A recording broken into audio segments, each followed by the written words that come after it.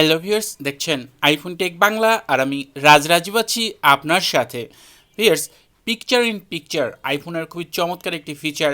আপনি আইফোনে ভিডিও দেখার পাশাপাশি অন্যান্য কাজ করতে পারবেন, ফেসবুকিং, টুইটার বা যে কোনো কিছুই আপনি করতে পারবেন।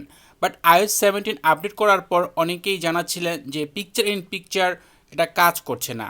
আজকের এই ভিডিওতে আমি শেয়ার করব কিভাবে আপনি আপনার iOS 17 আপডেট ডিভাইসে পিকচার ইন পিকচার ব্যবহার করবেন। অ্যাট ফার্স্ট আপনি অ্যাপ স্টোরে যাবেন, অ্যাপ স্টোরে গিয়ে সার্চ করবেন x.app লিখে বা এক্স স্পেস অ্যাপ লিখে সার্চ করলেও আপনি এই অ্যাপটি পেয়ে যাবেন, যার নাম হচ্ছে x.app। এই অ্যাপটি খুবই ছোট একটি অ্যাপ, মাত্র 2 MB সাইজ। এই অ্যাপটি আপনি আপনার আইফোনে ইনস্টল করে নেবেন।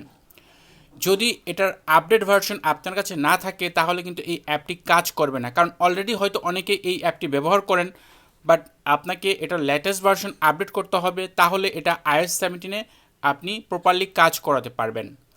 এটা ইনস্টল হওয়ার পর আপনাকে ওই অ্যাপে যেতে হবে না বা অ্যাপটি ওপেনও করতে হবে না।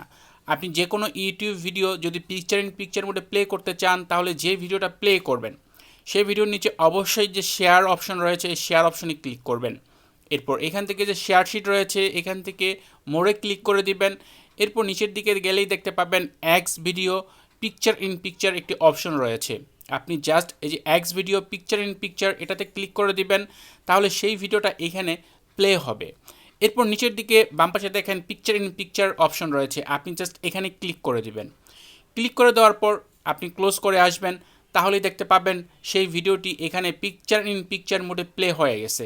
এখন আপনি চাইলে এটাকে কাস্টমাইজ করতে পারবেন, স্ক্রিনটাকে ছোট বড় করতে পারবেন, ব্যাকগ্রাউন্ডে প্লে করতে পারবেন, এমনকি চাইলে আপনি এর পাশাপাশি অন্যান্য কাজ করতে পারবেন।